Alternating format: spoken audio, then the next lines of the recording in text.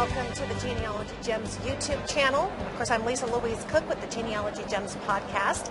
I'm here at RootsTech 2013, and it just wouldn't be RootsTech if we didn't get together with my friend Thomas MacEntee of Geneabloggers to talk about all the action. Hi, Thomas. Thank you. Thank you for having me here.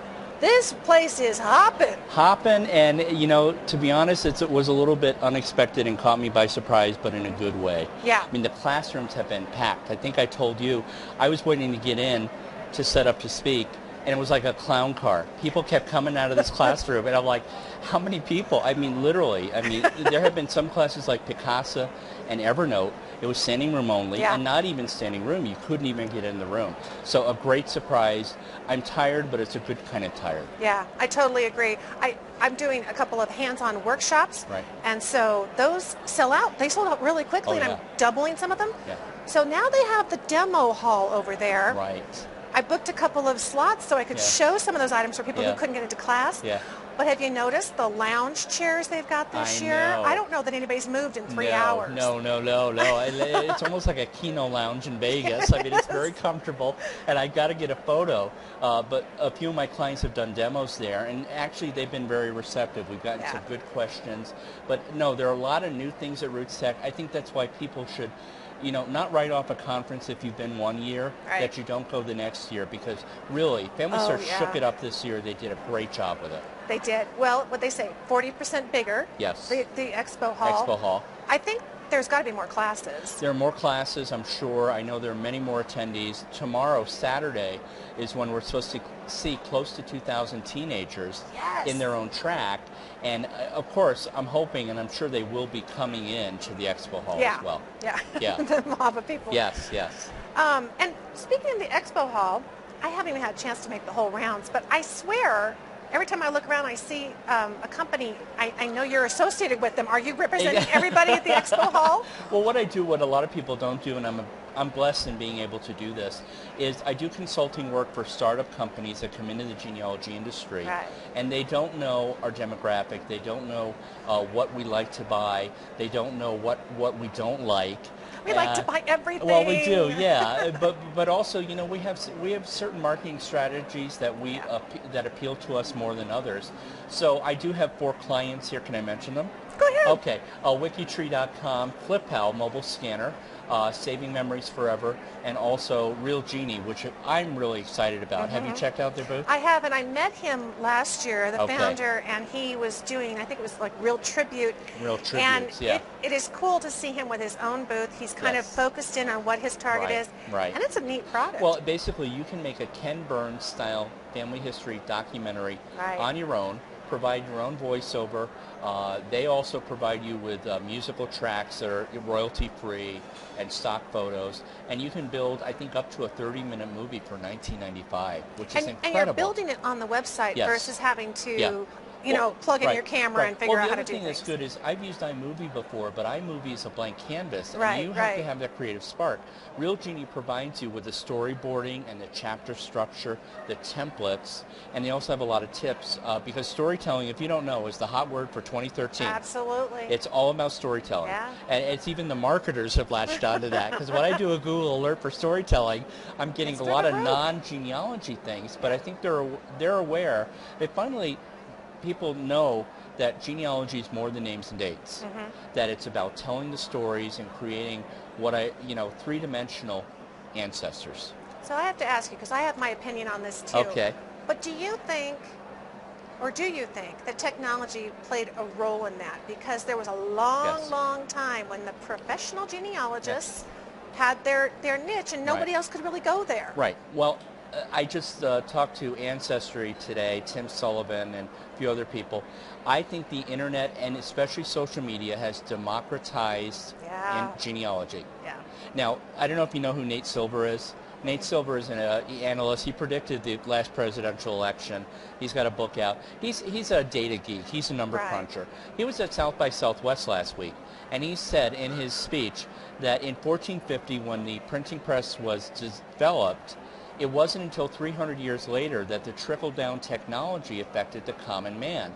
He said, in the internet, we're only at the beginning, and we're only at the cusp of actually being effective with what we find in social media.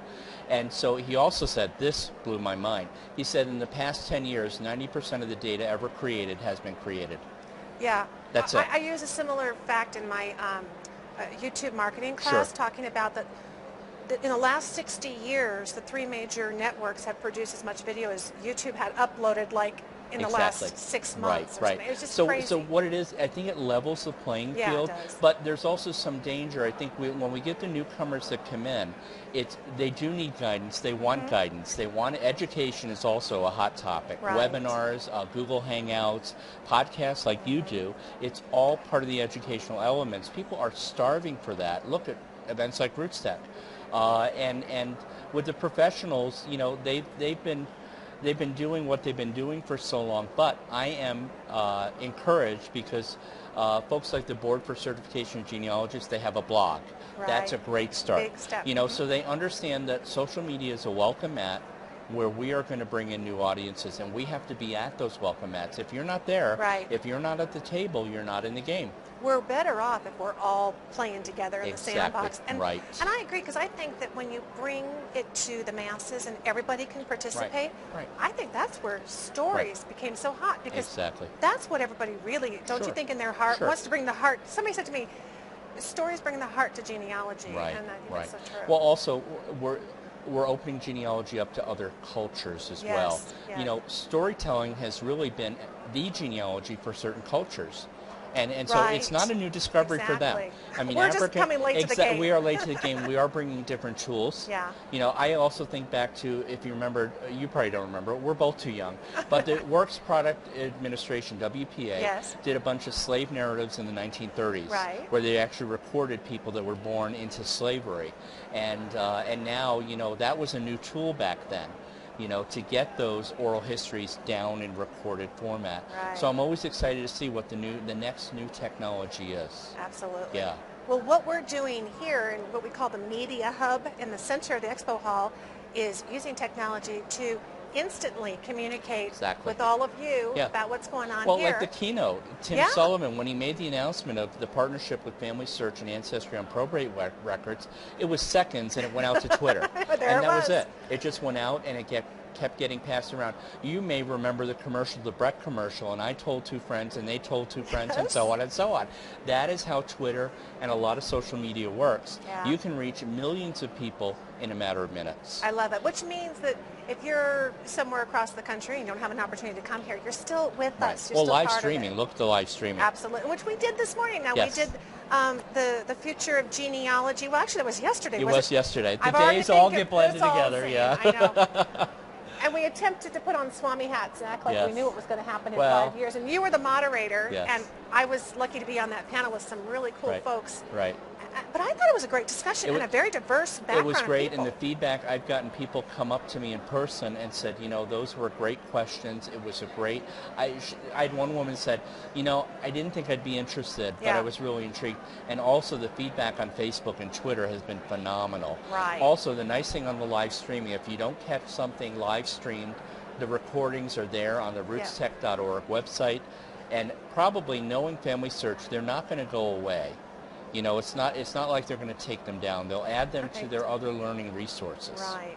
So actually, when you come to this video here on YouTube, look down below in the description box. I'll have a link to get you over to see our future Yes. panel, the recording of Yes. that. And finally, I have to ask you about Geneabloggers. Geneabloggers. What have you been doing? Well, You've we've been had a busy? record turnout. We're now over 3,000 blogs Wow. across the world. And, I mean, we have a South African blog. We have blogs from, you know, we have niche blogs, specialized house history blogs. Do they come ring your doorbell, or do you go find them Well, they through Google find Alerts? me. Okay. Sometimes I find them if it's a real standout, but I don't add them to Geneabloggers without asking. Oh, sure. Because sometimes when you add a blog, their traffic shoots up, and if they're not expecting it, or, you know, so some people like a low profile. Right. But no, we've been very busy. We've been at the forefront of copyright infringement, which is very important, educating people on the fact that you can't take from our blogs or take from our ancestry trees those narratives that we write and then use it on your own, that you have to respect. The term I'm coming up with, copyright, doesn't mean the right to copy. That's so true. And that's it. And it is all part of an education process. So, but we've been busy. We have a record, I think, 86 bloggers from Genealogy here at RootsTech, which is a record. Yeah. So, getting the word out, tweeting, and we're also Facebook. on Pinterest now. Yes. I've discovered the joy of Pinterest, the crack of the internet. It is, because it's like, how else do you get anything else done now? Well, what I do is I use a little icon, a bookmarklet, to pin certain things. Right. I have theme boards. I came up with one called 50 Shades of Genealogy, you know, and things like that. Yeah. I do one with funny tombstones, and I've seen an increase. I get 100 likes a day on my Facebook page because of Pinterest. That, I think, is why mine is jumping up. And well, I don't know if you know that Pinterest is the #3 traffic source for a website. It's Google #1, Facebook #2. Yeah. And so, and now Ancestry's on it. I try to talk Family Search into setting up a few boards because I think they could really benefit. A RootsTech board would be great. Oh, it'd be fantastic. You know? I think some of my favorites I've been doing is family history projects, you know, legacy projects. How do you because I love to display what I have to show it. Right. And, of course, I call them Jam and Genies. I think you're going to end up there. Yeah. It's a great place to find some of the folks we've talked to here on the show. Yeah. Busy. Very Where do you busy. go next? Well, I'm on an 8-week speaking tour. So I was in Sacramento last week, Salt Lake this week. Coming up next is Olympia, Washington, North San Diego, California. The week after that, the NERT convention in Manchester, New Hampshire. The week after that, Cincinnati for Ohio Genealogical Society. A week off for Greek Easter. Then go home to see Mom in New York. And then ISGS, Illinois State, in Springfield, we have our meetings. And then I'm in Denver for Memorial Day weekend. Oh. Speaking there. Fun. And then I have a week off. And then Jamboree will be here before you know it in June. So I'm a busy guy. It's definitely a 50,000-mile year for me this year. It is. But I'm finally earning points on mileage. You know, I'm going enough places that I count. Right. Well, tell us again the address for Geneabloggers so they can find you. Geneabloggers is Geneabloggers, Genea, bloggers, BLOGGERS.com. If you want to have fun in genealogy, which you know I completely advocate, check him out, Thomas MacEntee. I even have a video on this YouTube channel of me interviewing you in like Jamboree. 5 years ago. Jamboree. Yes, it was the first interview I ever did in genealogy. Yes. I don't think I want to put this one next to it because I think you're going to see, oh my gosh, she aged like 5 years. So much fun. And of course, if you want to check out all the videos that are coming to Genealogy Gems YouTube channel, down below this video is where you're going to click the subscribe button, and that's how you're going to stay in touch with us. And it's always fun to stay in touch with you. Thank you, Thomas. Thank you.